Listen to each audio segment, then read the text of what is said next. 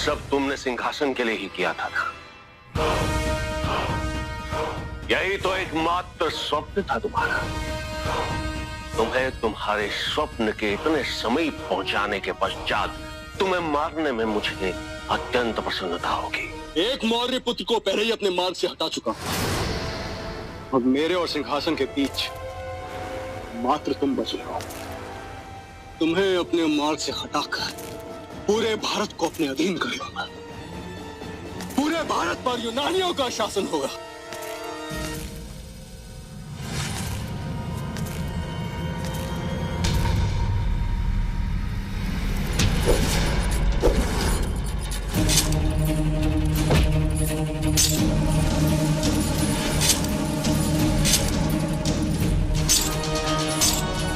तुम यूनानियों द्वारा मेरे पिता की हत्या के असंख्य प्रयासों के लिए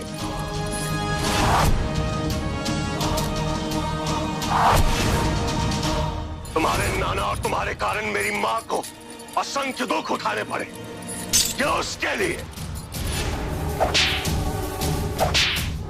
मेरे गुरु चाणक्य की हत्या के लिए?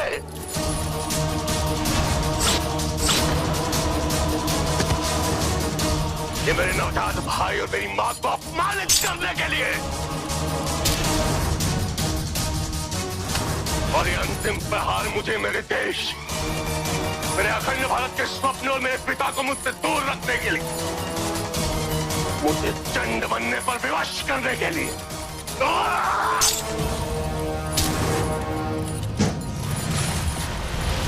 घायल भगोड़े, भाग यूनानी, ला लूंगा तेरा।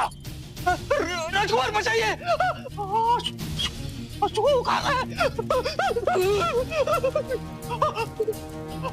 हमारा काल आ रहा है।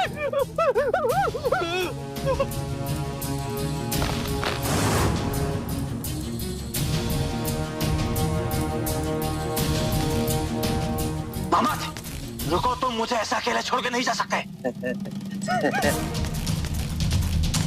मामा आते।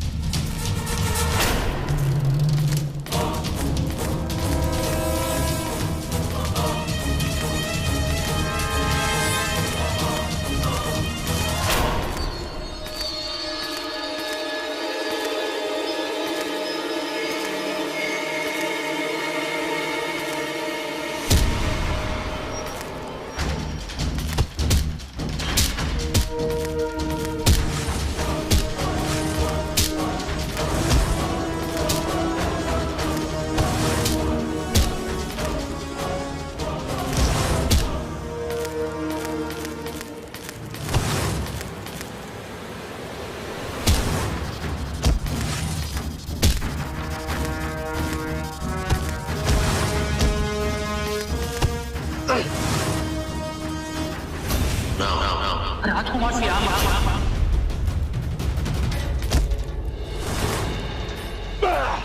मां के जीते जी मैं उनके दुख करने दे चुका पाया श्याम, किंतु अब वो क्षण आ चुका है। जो भी मेरे अखंड भारत की ओर आंख उठाकर देखेगा उसे मैं कदापि नहीं छोड़ूंगा।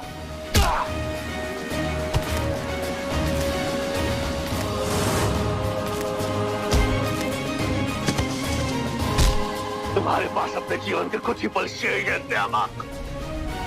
अंतिम बार स्मरण कर लो अपने परदादा निकेटर को, जिसने सभी संबंधों की मर्यादा तोड़ी।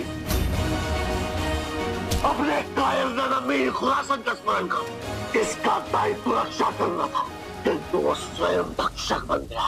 मैं तुम्हें कभी नहीं मारना चाहता था बिंदुसार, लेकिन आज मुझे तुम्हें मारना पड़ेगा। अपनी राजद्रोही राजमाता हेलेना का स्मरण करो। वो ये भूल गई थी कि विवाह शब्द का अर्थ क्या होगा।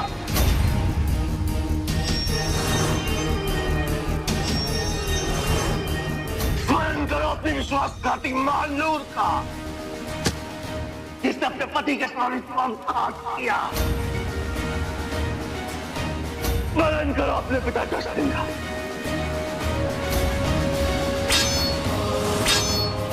इसी प्रकार डरवाया था ना तुमने मेरी मां को। मैंने नहीं,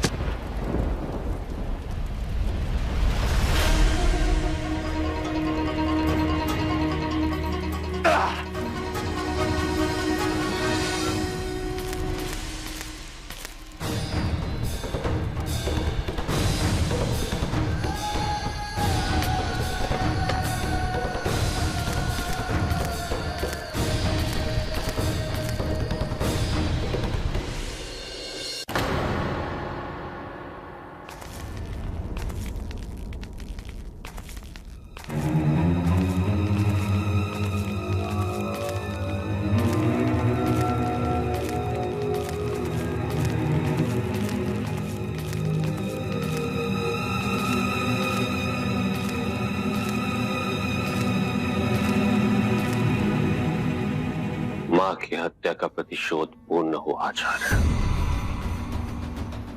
अब केवल अखंड भारत का निर्माण शेष है। उसके पश्चात ही मां और गुरुवर की आत्मा को शांति मिलेगी। तुम अभी घायल हो अशोक, तुम्हें उपचार और विश्राम की आवश्यकता है। आओ। नहीं आचार्य, मैं चाहता हूं कि मुझसे पहले आप मगध के घायल सैनिकों के उपचार की व्यवस्था कीजिए।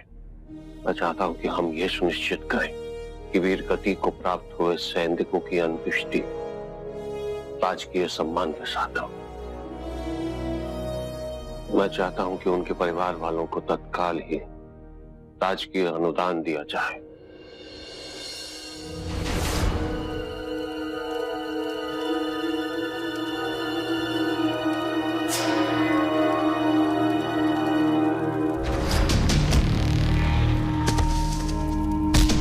तुम्हारे पास अपने जीवन के कुछ ही पल शेष हैं श्यामा। अंतिम बार स्मरण कर लो अपने परदादा निकेटर को, जिसने सभी संबंधों की मर्यादा तोड़ी। अपने कायर दादा मीर खुरासन का स्मरण करो, जिसका दायित्व रक्षा करना था, किंतु वो स्वयं भक्षक बन गया। अपनी राजद्रोही राजमाता हेलेना का स्मरण करो, वो ये भूल गई थी कि मां शब्द का अर्थ क्या होता। स्मरण करो अपनी विश्वासघाती मां नूर का, जिसने अपने पति के सामने विश्वासघात किया। स्मरण करो अपने पिता जससिंह का, जिसने केवल अपने भाई को ही नहीं, अपने संपूर्ण कुल को कलंकित किया। अद्भुत अशोक, परिवार के प्रति तुम्हारा ये समर्पण देखकर मैं तो चकित ही हो गया हूँ। इतना बड़ा रहस्य तुमने पिताजी को इसलिए नहीं बताया कि उन्हें कोई आघात ना पहुंचे, किंतु अब उन्हें ठेस होगी और वो पीड़ा तुम्हें पहुंचेगी अशोक। तुमने केवल अशोक श्यामक को मारा है, किंतु तुम मुझे परास्त नहीं कर सकते। तुमने ये लड़ाई जीती है अशोक, किंतु ये युद्ध मैं जीतूंगा अशोक, मैं जीतूंगा। लिजेंड्रा, हम यूनानी विधि से अनभिज्ञ हैं, इसलिए मैं तुमसे ये निवेदन करता हूं कि तुम स्वयं ये सुनिश्चित कराओ कि यूनानी सैनिकों की अंत्येष्टि राजकीय सम्मान के साथ हो, क्योंकि उन्होंने भी अपने देश के लिए लड़ते हुए वीर गति प्राप्त की है। तुम्हारा धन्यवाद, तुमने अपने वचन निभाया। जब मैं अपने पति के खोए राज्य को वापस पालूंगी, मैं सुनिश्चित करूंगी कि भारत और यूनान शांति और मित्रता का नया इतिहास बनाए।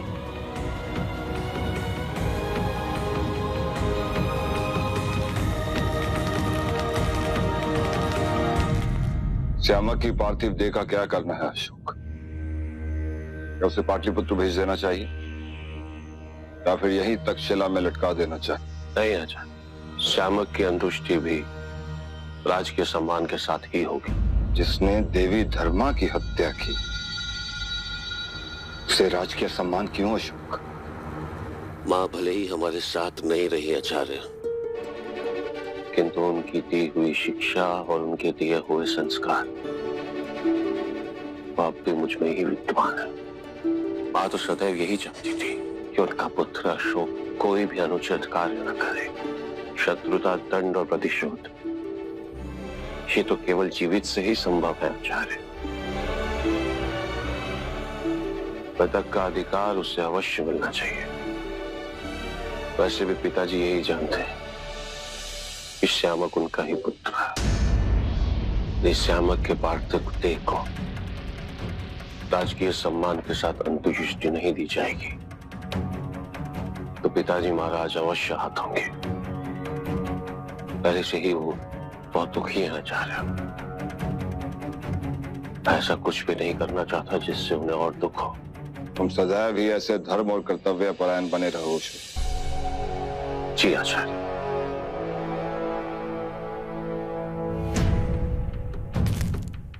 कहाँ जा रहे हो अशोक? आचार्य, एक अंतिम महत्वपूर्ण कार्य करना शेष है अभी।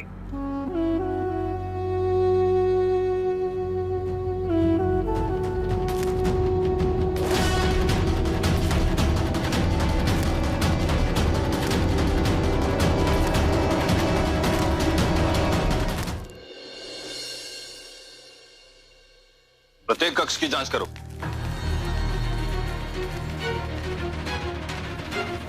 कोई भी घायल, जीवित या मृत, सबको लेकर चलो।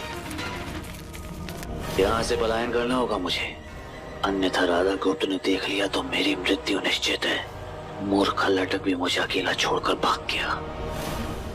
आचार्य जी, इधर एक कारागार है।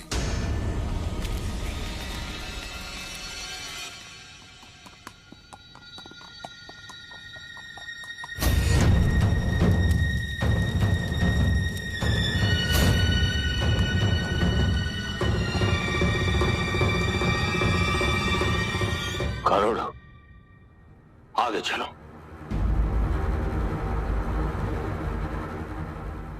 तुम्हारे रुकने का कारण मुझे ज्ञात है गरुड़। निश्चिंत रहो, मुझे मां का दिया हुआ वचन स्मरण है। मैं जानता हूं कि देवी मेरी पत्नी है और सबके समक्ष मैंने उसके साथ फेरे लेकर विवाह किया है। किंतु मैं एक बार यह जानने की जिज्ञासा रखता हूं कि मेरे प्राण बचाने वाला कौन था। यदि वो कौन किसी तो मैं एक बार उससे मिलना चाहता हूं। बस एक बार उसका धन्यवाद करना चाहता हूं गरुड़। शीघ्र चलो।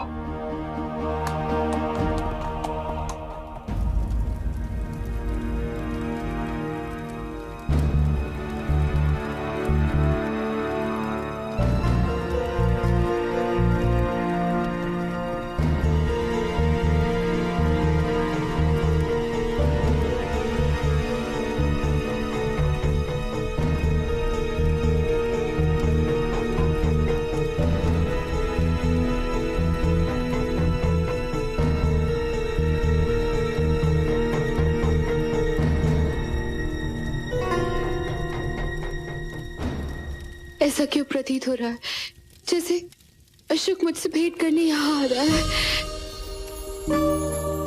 मैं जानती हूँ हमारे प्रेम की पूर्णाहुति उस विवाह की वेदी में हो चुकी है,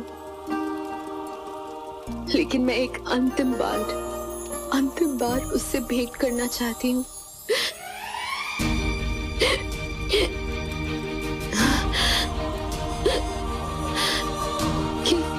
ऐसा क्यों लग रहा है? क्यों अशोक मुझे याद कर रहा है?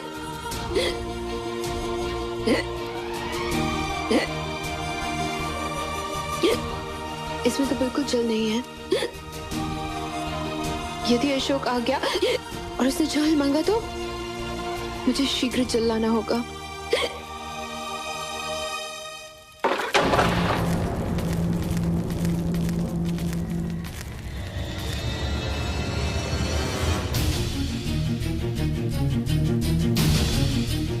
शव को बाहर लेकर जाओ।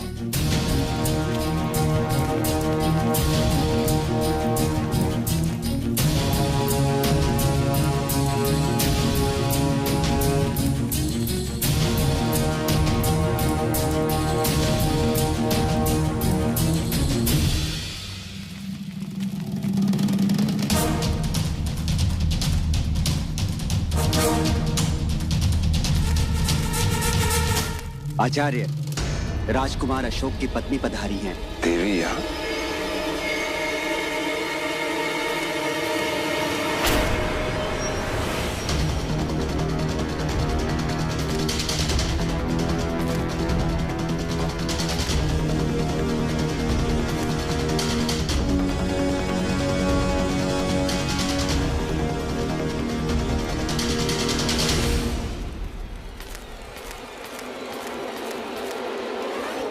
आप क्यों आई हैं यहाँ? चिंता में सहस्त्र बार मरने से अच्छा है कि मैं उनके साथ रहूं। पता नहीं क्यों आज ऐसा प्रतीत हो रहा है जैसे कुछ विचित्र घटित होने वाला है।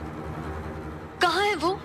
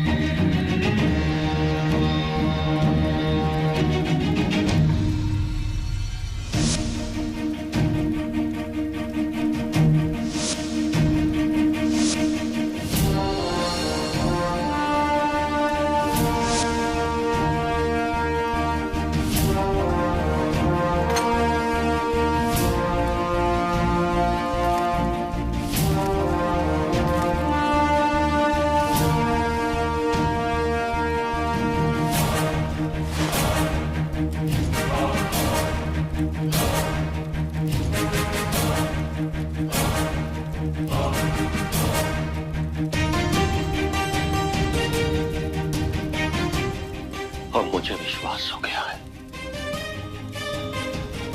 कि मेरे प्राण बचाने वाला कोई और नहीं बल्कि तुम ही थी खुराकी। न जाने मुझे ऐसा क्यों लग रहा है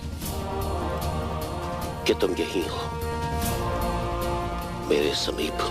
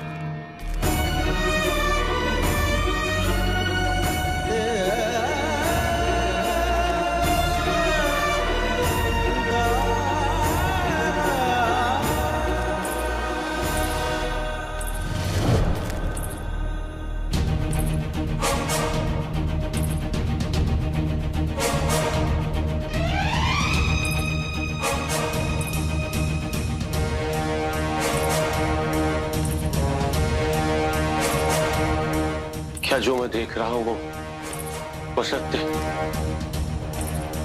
तुम यहां मेरे लिए आई हो?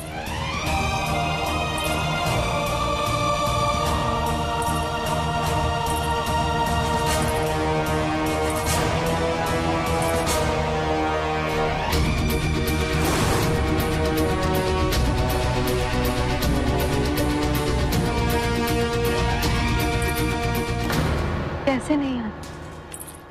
आप मेरे पति हैं।